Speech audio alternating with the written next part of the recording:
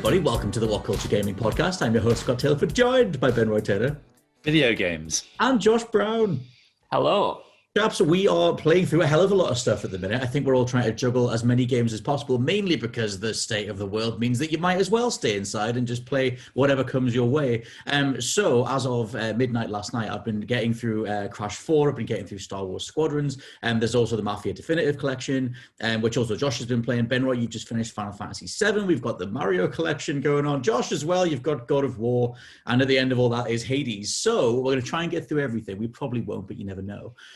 But I thought we'd talk a little bit about Crash 4 because, Ben Roy, we played the beta thing a couple of weeks ago, whenever that was, in this weird time reality. And the main game is absolutely brilliant. We're not going to sort of talk about it too much other than just general impressions, but having played it at midnight, I put about half an hour, 40-ish minutes into it.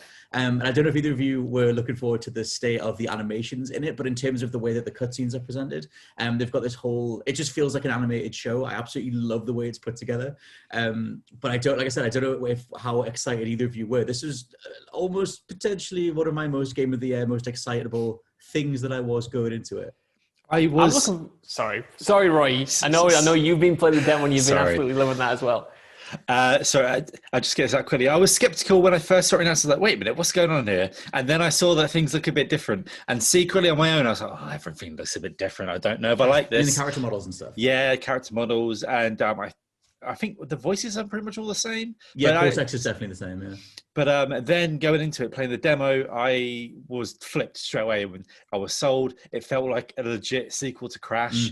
It was hard. It played like the others did, but there wasn't this all weird thing that we had with, was it Crash 1, where you'd slide off some sort of objects. It felt smoother. Yes. And even though it is a hefty price of 50 English pounds that I found it on somewhere, I bought my copy. I'm ready to play it all weekend. I can't wait. I think Crash 4, I think this is one of the most surprising, probably biggest sequels you can have in a while, like where it's just going to be more of what we want without any of the nonsense, basically. I will say that having watched, Activision do the Insane trilogy, then they did the Reignited trilogy, then we had Crash Team Racing, and it was has this all been building to actual forward momentum because they were really good, retro nostalgic packages, and Tony Hawk's is brilliant. But with Tony Hawk's, they brought in a few elements from the later games to spruce up the older levels, and like it was that whole thing of like, okay, you have access to all these IPs. What are you guys going to do going forward? And Crash 4 feels like they learned every lesson possible from the original trilogy and have modernized it and made it feel fresh. And I love the redesigns of the characters. I love every frame of every thing that Crash does, I think is hilarious. Even his idle animation where he's just like bopping his crotch in every direction. I just love that. It's brilliant. And like I said, all the cutscenes are great and everything, but the way that it plays, Josh, I know that you're an old school Crash fan because one of the options that this has is, I think they call it modern, it's either modern or retro approach to lives in the game, where there's now in Crash, thankfully, thank the Lord, there's checkpoints everywhere so that when you die and, you don't have to go all the way back to the start. Obviously there was the checkpoint boxes you could hit, but when you ran out of enough lives, you went back to the beginning of the whole level. Not anymore. If you don't want it, the new setting counts up your lives, the amount of deaths that you've had, and that just goes towards one of your totals, which results in different gems being unlocked and stuff. But you told me that you weren't going to use that because you want retro Crash. Yeah, I want retro Crash. If it's going to be Crash 4, I want a continuation of Crash Warped. You know what I mean? I want all of those old mechanics, all of those foundations to still be there for me personally, just because when I think of Crash, even like Wrath of Cortex and stuff, I like the live system. I like the more retro, structure of it, like the name suggests. So I will be trying to play it in that style. I hope they've done it well because, they might have just thrown it in as an afterthought. The game might not necessarily be built or tailored towards that old school brand of playing. But even if I do have to suck it up and play on the more modern modes, I'm still looking forward to it, man. Like we've talked about this game before, all three of us. You know what I mean? We're all big Crash fans. We've been looking forward to it. I'm sadly not going to get to play it yet because I've got too many games that are currently just in progress that I need to finish off first, but I'm looking forward to getting around to it because it feels like a proper, it sounds dumb to say it feels like a proper robust sequel, but in terms of content, like it seems like there's so much there from the levels to the way you can replay the levels to the time trial to the multiplayer. A lot of people have been kind of quibbling. I know, Ben Roy, you just said there about it being like full price, but to me, the content inside it feels like it's going to be. I did react to it being £60, yeah. I don't know. Again, this is for me as an outsider. I might play it and kind of completely disagree, but I'm looking forward to jumping in, and I hope that amount of content and everything in there like justifies that price. And I hope, hopefully, that it's good enough that it leads us on to sequels to Spyro, to Tony Hawk's, all of the other remakes that Activision has been working on. I will totally say that the personality is there, like that sort of like a reverent Naughty Dog humor that I thought they started to add in quite nicely in Crash Team Racing, like with different background animations and different random like humans shooting each other in the background or something while you're trying to go around the Aztec circuit or whatever. Little things that I feel like Naughty Dog would have done that I feel like are all over this. There's so much background detail and little jokes and stuff like that that really stands out. Could I ask one more? Just, I don't know if it's a spoiler or anything, but because you started from the beginning, you've played more than a demo now. Do you have the double jump straight away? Yes. Because that just felt weird to have it without earning it in the demo.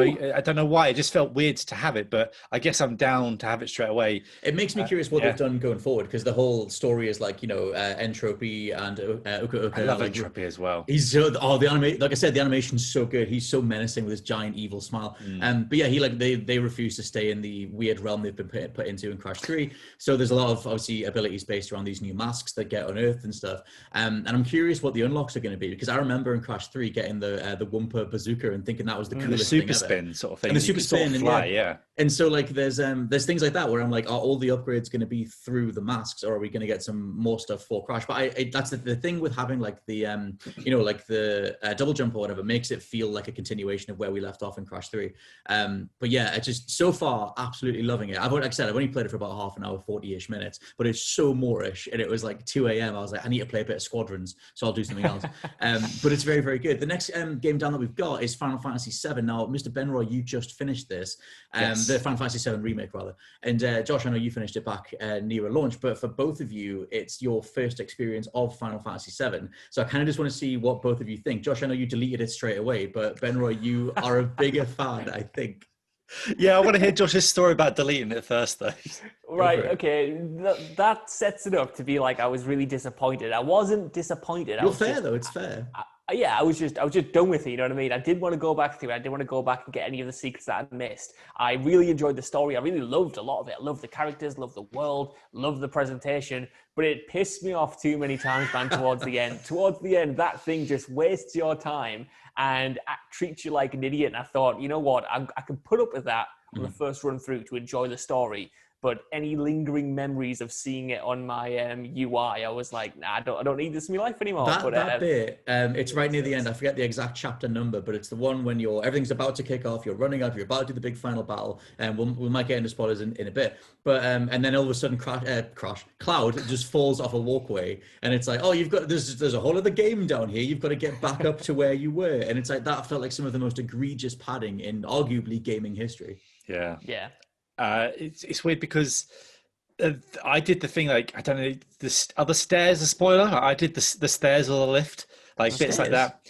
I went up the 60,000 flights of stairs. I mean, we might as well just have a full-on spoiler zone. So yeah, go for it. There are some bits that was like, you just get to be like, boss gauntlet, do I really need to fight Abzu again? Do I really need to do this? When you get to be like, everyone's like, do you want to sort some chocobo routes out? No, I don't. I'm going to go. And I'm glad I just ignored those people in that last bit of the side quest, because that stuff just got boring towards the end. But playing the actual main game and getting into it and meeting Skullface, aka the president in this game, I can't believe they used Skullface's voice actor. Is so cool. And then just seeing all that stuff going down and then going and absorb it, find out how things have changed. There was but then like I have to complain that some of the fights just I don't know why I just get angry. Like, do I have to fight man with dog and then only with Cloud and then sort my life out quickly? Man with dog. Yeah, and why didn't you like man with dog? Because I mean, I know he's out of. I think it's just like, why are we splitting everyone up for 10 minutes just so I can have this little fight sort of thing? It's iconic, mate. I mean, but he's not even in that part of the game, as I've seen through looking at that. So it's not iconic. Whoa. Rufus is entirely iconic. That fight is totally in the first game. I thought that fight was moved up ahead, though. I thought that fight wasn't outside the president's window. No, you always fought Rufus on the rooftop. Fair enough. Well, fighting those wisps towards the end, and then the camera keeps... This is one of the biggest complaints, is when the camera kept panning up, and I was about to do a special move, and then I'd already done it. Either Cloud would lose his meter about to do his one of his moves, or I would just miss because Yeah. people had moved out the way by the time it came back. That happened so many times. That's in the final fight when you go up against what Yeah. is ostensibly Destiny itself, this weird sort of Kingdom Hearts boss thing where you're fighting for your own purpose, which is very Tetsuya Nomura. And then you die on one of them, and you've got to do that all again. I was like, oh my! Did you die? I don't know, because when they morph into the bird thing, and then they do the big suplex power slam to everyone, I'm just like, well, I didn't realize you could do that, mate, and no one had That got me too, man. And God. And so I've got to do it all again. And the amount of swearing I was doing towards the end, like there were just certain bits like that were just, do we need to do this? Well, the thing is that fight goes on for like 45 minutes. Like I remember getting through, that was on the night before the embargo, and I was like, I'm either going to keep playing and finish this so I can do the review in the morning, or I'm going to go to bed. And it was 4 a.m, and I was doing that final fight, and I was like, if I lose this, it might be all over. My entire career, just hang it up, I'm done. And then Sephiroth afterwards as well. It's like, yes. It's just ludicrous. And then, like you said, you still go up against Sephiroth and you have to do that whole big fight. Josh, I guess both of you really, but Josh, what did you think of the way that they handled the end stuff? Did that stuff just seem so baffling? Because I think it's made for original fans. See, there were a lot of moments in the game that we could tell it was made for original fans. You know what I mean? Like the dog fella, whose name I have forgotten, even though we've just mentioned it. Like I thought, sorry. Sorry, no, you mean the Rufus thing. I was thinking of when randomly Ketchy turns up, but yeah. When Rufus turns up, and I'm kind of like, I understand why you're here, because this obviously means a lot to other people, but in the context of the story you're telling, as a newcomer, that doesn't resonate at all with me. You're just this brand new character you've thrown in at the last minute that I'm supposed to connect with, and I didn't. But the actual ending itself really did resonate, because, you know, even though I know a lot about Final Fantasy VII through osmosis, you know, a lot of the main beats I knew going into it just because of the industry we work in, the games where the friends we have and stuff like that. I still could understand enough of what they were doing with the ending to get that it was a big deal. And I do think they sold it in terms of, you know, like the presentation, in terms of the way it's presented, in terms of the performances, in terms of even like the writing. They managed to nail that this was like a seismic, universe-changing event that even when it shows the ramifications of it, it cuts to characters who you should only know because you have played the original game or you like Final Fantasy. Yeah, that worked for me still. Even that was the one time where I was like, right, I understand what they're doing. That is still meaningful because they are such cultural touchstones in what they're changing and what they're altering. I can get it even as an outsider, even if I don't obviously appreciate it as fully as someone who is a huge fan. I could still appreciate it and get on board. And ultimately that ending, and I don't know how the rest of the Final Fantasy fans enjoy that ending, but for me, I was like, right, this is something new. This is something I get into. Not only does it make me excited for the future of this franchise and this remake, it also makes me fascinated about the original, to go back and go through the original and see what's different, to see how they've altered it, to see that legacy become part of the modern narrative. Well, I mean, I opened the review saying you should only play this if you've played the original, and I still stand by that. I could not believe what they did in the ending. The character you're referring to, who is fundamental to everything, one of the biggest twists in the whole game, that stuff was just ludicrous. Can I just say, after diving into, as much as I ragged on this, I absolutely loved my time with it, and I really enjoyed it. It was like, again, with just like a lot of the moments landed for me in this game, which I wasn't ever expecting. And towards the end, I was like, you know what, I could do like another 100 hours with these characters. Like, let's go. But that's good. Like, it was weird because quickly to the complaint, then to the good stuff. Like when the fights at the end, I felt it became like, attack, struggle as hell to try and get away and just get that healing, attack. And that's what this sort of like, it fell into, maybe I'm just crap, but I just fell into a rhythm where I was sort of like barely holding on sometimes and just trying to shove health into someone while trying to dodge. Oh, it's like you're dangling through that entire last fight. Big swipe. But having a reasonable idea of how things are meant to end, I'm totally here for like this, for Sephiroth going through like time and dimensions and breaking stuff down and getting revenge, but like, nah, I'm not dead yet. And then this whole game spurring off into like an alt dimension where it like sort of reshapes the timeline. I think it was Jason Schreier had said, like, I'm totally here for Final Fantasy VII Remake to be the name of this one. Right. then Final Fantasy VII, something else to be the name of the next one, like Retribution or something like that, or Redemption, where the next ones aren't really remaking, then they just totally like splinter off into this. Because I just love shattered time and dimensions of like, you give me that sort of stuff and try explain it just with a little bit, then I'm totally here. I'm gonna lap it all up. I'm gonna buy this game day one, and now I'm a Final Fantasy's man.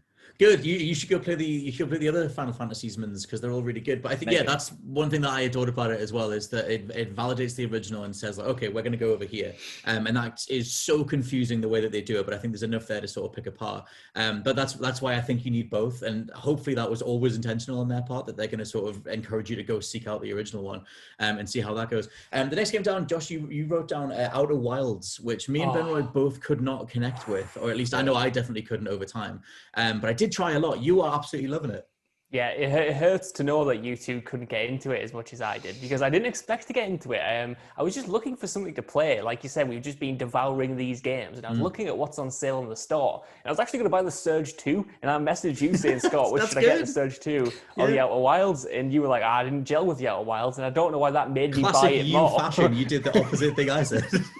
No, because I'm sure you said it's the kind of wanky thing that I would like, so I thought that's a good recommendation. Because if you want like the game equivalent of the pie scene from Ghost Story, then it's kind of like go find your own purpose. Like, that's Outer Wilds. A little bit, yeah. So I kind of went into this not really knowing much about it. I knew the general idea of like you're in this 22-minute sort of loop and you're going off to explore, and it's about like a solar system and it all works scientifically or whatever. But that's pretty much the be all and end all. And I didn't know if it was going to gel, and I couldn't believe how much it gelled. Like, it became instantly one of my favorite gaming experiences that I've ever had, which I did not expect going into it. And I just couldn't stop playing it. I was at work and I was thinking about what I was going to do on the night. I was thinking about where I was going to go, what I was going to do, how I was going to apply the knowledge that I learned. And it's because it's not just, I think, a technical marvel, the fact that this solar system works and you're literally kind of having to wrestle with the physics to, you're tangling with actual gravity of these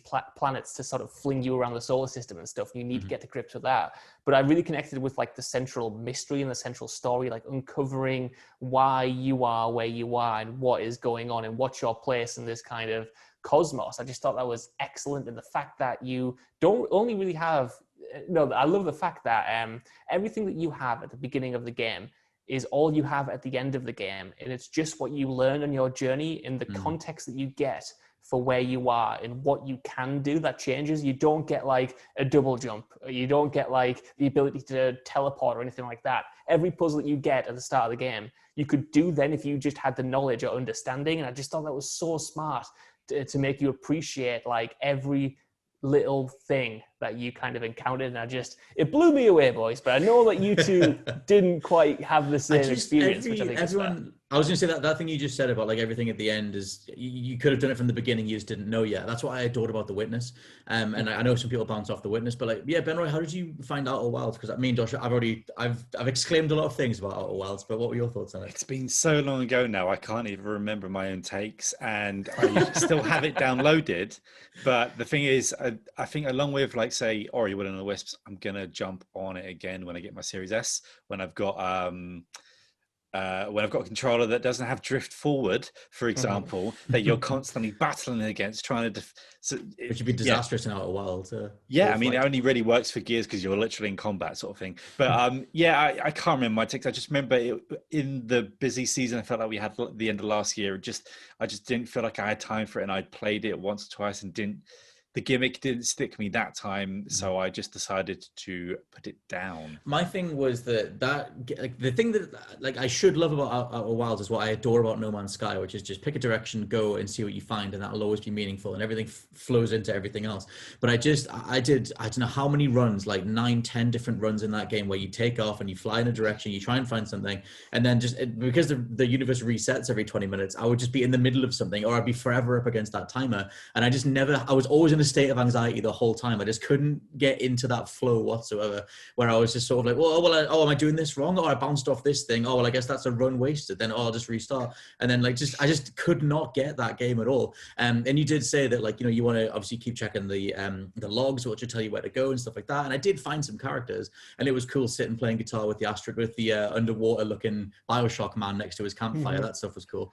But the things that you've said are what people who love Outer Wilds have all said, and I wish I could get that. I wish I had that, but I just kept literally bouncing off every planet and bouncing off the whole game. But, I think it is fair, like, especially going into it, like you feel like rudderless in a way, even though it gives you a few pointers. It's very abstract in what you can do. And because it's an entire universe, like, it feels entirely overwhelming and almost unconquerable, because you go to these planets, you don't know how they work, you're getting killed, you have to get back out, you're wrestling with the ship because your ship is like made of wood and you can't land it anywhere because you get shot off and the gravity's pulling you towards the sun and you're getting murdered. But I could totally see how that would like put people off. But for me, that was like, it became a reward and learning process to have everything stacked against you and then figure out ways to make this entire solar system feel small and feel like you've properly conquered it and properly come like a long way. There was something to that once I got over that initial hurdle of, right, I'll just give myself a goal. I'm going to go to this planet every single time. I'm going to just figure it out. I'm going to get the layout down. Once I started like sort of giving myself my own objectives in a way, even though there are objectives in the game, but things to kind of get a reward from the end of it, like just to map out a certain route or to understand how to land your ship or something in these small increments, because they do all sort of inform each other. It became this kind of snowball effect where everything started informing each other, and it just became like this rewarding thing. So I'd want to implore you both to try it again, and I hope you like it, but I don't know anymore. On my series, I will. What on the new system? I mean, I guess on That's the. What I had to say. Sorry. Well, the thing is with anything like because I've still got it installed as well, so I'm like, it's always there. It's always something that I can get back around to. But yeah, I don't know. I wish I had the sensations that you had, and maybe someday I will. The next one down we've got written is the Mario Collection, the 3D All Stars stuff, which I know, Benroy, you've been playing recently. That stuff, how have you found it? Basic. £35. So I'm glad I spent £50 on 64 because I'm a slave, as I've said before, to Nintendo, and I'm just gonna do it forever. But I would say playing that, especially getting to the later levels, I can't remember what the volcano one is called. But when you go, like, some of the camera controls have really started to actually grind into me to the point where I've been swearing. Like I did towards the end of Final Fantasy. Why did they not map just full 3D controls to an analog stick? Why did they do it in chunks? Why didn't they do anything to this apart from export or ROM sort of thing? Like, I mean, it's still Mario 64. It still plays great. It's still revolutionary. But some things like the controls or climbing up a pole and then trying to jump off, but then as you're moving forward, Mario turns a bit and then, no, sorry, you're down the bottom of the volcano again. Bye. Certain things like that. Or it just, like, when you... I know this was in the original game as well, but there's like one style when you have to, in the very first level, shoot out of a cannon and keep hitting these coins as you go along. But coins don't render in until it's too late. So you go in there, you're shooting across the map, you're missing a coin, and you go all the way back. Little things like that where it's like just controls, camera, and certain things like things rendering in a bit too late all feel like they should all be there in this remake, or whatever the heck, this re-plop. I'm going to call it a re-plop because they plopped it out.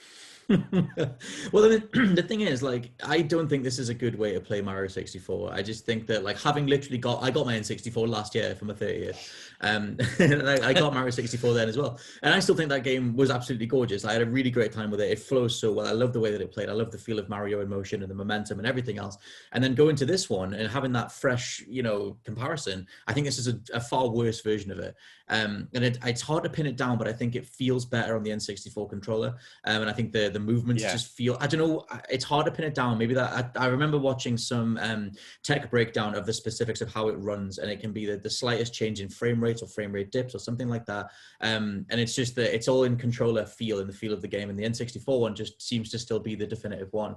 But I mean, still, at least it is a package of Sunshine, Galaxy, and 64. But I feel like we're wrestling with our own love of Mario to enjoy it, because it's really not. They should have done so much more with it. The camera work should have been the least thing they did. £50 and limited time only, and only the 3 games and not the 4th one. There are so many caveats to this. Like, if you've got no way and you don't want to break the law by downloading a ROM, then yes, play this, because you shouldn't break the law. But at the same time, it's like they have done the bare minimum, probably not enough to justify the price, but still. Soon as that came up at the end of the direct, I got that feeling. I was like, well, that was the thing. I need this. My N64 is somewhere in here. And I don't even know my character, my copy of Mario, I think, is hundreds of miles away for some reason. I've got Glover there, but not Mario. And I don't know. It's because you said about the controls. I couldn't work out how to do a bum slam for ages. I had to go into the control options and find out, because I just couldn't work it out. And I felt so silly for not being able to just play with the controller and not work that out myself. I don't know if that is silly as well, but something about it just doesn't feel right. But it's got that misty, like, oh, it's Mario. Well, that's the thing. Like I said, as soon as it popped up, it was like, oh my God, they're actually going to do it. Like, oh, Mario 64 and Sunshine and Galaxy. And like, obviously with Galaxy especially, we did just throw money at the screen. And I think it's a hell of a thing, but it is just sheer brand power or individual game power. Josh, as someone who hasn't played Mario 64, does this collection at all bring you in?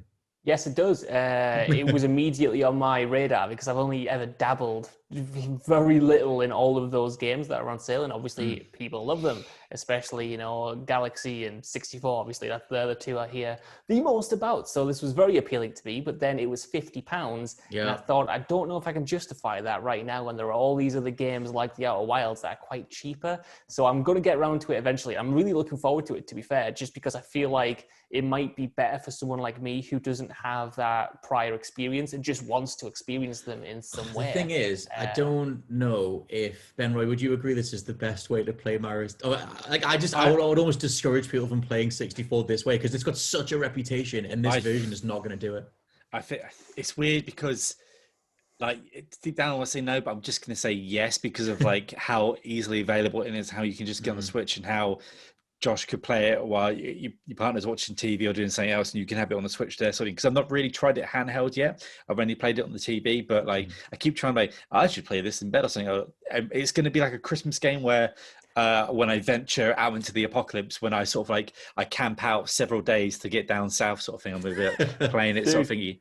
Mm-hmm. That's exactly, you hit the nail on the head there. That's exactly what I decided to wait for, because I was going to get it right now, and I thought, no, I always get a big Nintendo game at Christmas. I feel like 2 years ago it was Breath of the Wild, last year it was Mario Odyssey. So I'm just waiting for this moment where I've got a few weeks off work. I'm hopefully going to be back visiting my parents, touch wood. And then hopefully I get to play through these stellar games just back to back, and just love giving it a go in bed or something, you know what I mean? Yeah, the Nintendo magic works best at birthdays and Christmas. So that's lush. And Mario 64 soundtrack is gorgeous as well. I'm gonna skip Sunshine and play 64, then go straight to Galaxy, then go back to Sunshine because Sunshine is not good. The clean, if you want a cleaning simulator with bad camera controls and bad movement and every level design, I didn't play Sunshine until I did it in this collection. And all the people who said that was a bad Mario game, no, the people who said that was a bad Mario game, 100% with them, it's really bad. We should end on Mafia Definitive Edition. I think only me and Josh have gone through this. I don't know if you played the old version, Ben Roy, the original Mafia games. I just was looks like cheap Godfather. That was my thing, yeah. Back in the day, I was like, this looks like chunky Godfather. But yeah, me and Josh are both playing through the Definitive Edition, which I think visually feels like it's up there with Shadow of the Colossus, one of the best looking games on the current gen. I've just finished it last night. Josh, how far have you managed to get? I haven't played it the past couple of nights because it's become my game that I put on about 10 o'clock before bed and do a few missions of. And I've been a bit too busy, so I would guess about halfway through. I think going off the mission log, I think there's 20 missions. I'm about 10 or 11 in, I'd say, maybe a bit more. So I've still got a ways to go in terms of, story content at least. Okay. I mean, yeah, I finished it last night and I thought that I love the general setup of the story and everything. I thought it was a bit rushed towards the end. But watching some comparisons, they have done a lot more with re-recording dialogue and making sure that different character points come across and things like that. I would still totally recommend it, even though I did say F this out loud to pretty much every action set piece in there, because it still plays like a 2002. And it's just not built for like those big over the top bits where you're chasing down a plane or you're doing whatever, and that stuff starts to feel really awkward. As a super quick wrap up, I will mention that I played a little bit of Squadrons last night. That game, the Star Wars Squadrons, is in first person only. Ben Roy's copy, he'll be getting to it over the weekend, and we'll have a video on Monday. I think Ben Roy and Ewan are going to get on it. That game is solid as hell. It's very much the spiritual sequel to Jedi Starfighter, although it's first person only, which is such a bugbear. But I know that they clarified that months ago. But it does almost force you into a really cool space though, where it's like it is a first person shooter in space, and there's lots of manual controls for the ships, like throttle control, and you're rerouting power towards blasters or towards the engines, whether you want to get a speed boost and stuff like that. Some really cool ideas and something I didn't expect at all from EA. So that stuff is cool. Ben Roy, you wanted to quickly mention Spelunky. So Spelunky is a game. It's a roguelike.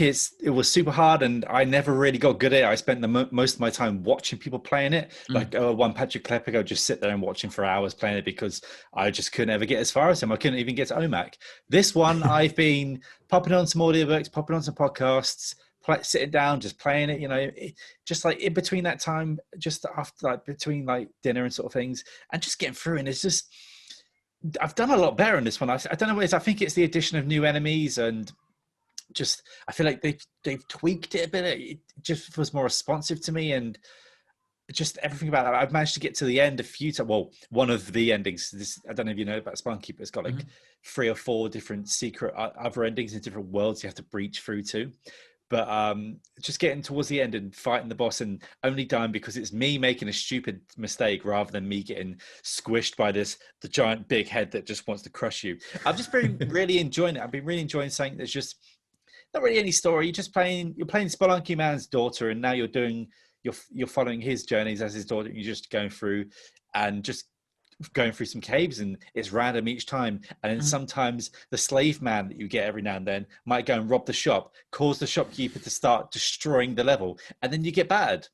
That's all you need for the back of the box quote. I will say that in the space of roguelikes, Hades is the thing that I've been doing the same thing on, where it's just doing run after run after run. And I will totally champion Hades. Like, I think we just did a video today, it'll be on the channel, for which one thing will make you give up on a game forever. And I have such a thing with roguelikes where I think that because you're quote unquote losing progress, you need to rerun it again with a different build and see how far you can get and whatever. That stuff does weigh on me, and eventually I gave up on Dead Cells because I got to the final boss multiple times and just kept dying. I will say Hades is great though. With Spelunky, like, you can do the classic sort of thing. Like, I think you could do this the first one where you just try and play through the whole thing. But this one has divergent paths, so you don't always have to go through jungle anymore. You can go through sort of like robotic, sort of like lava caves, which is so much harder. I wouldn't recommend it first time around. Right. And if you go through, get past the first 4 levels out the caves, you can eventually.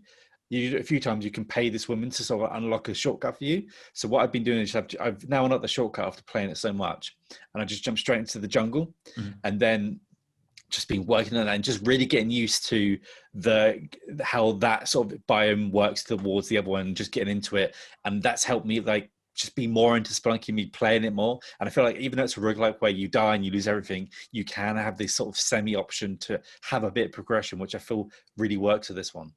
It's always that balance of like, does it feel like you just wasted your time, or is there something carrying forward? And like, I didn't think, for me, I love Dead Cells feel, but I didn't think it balanced that side of it that well. But Hades has a whole story that only works with resetting. You're going back to the same location, talking to different characters, and that stuff changes over time.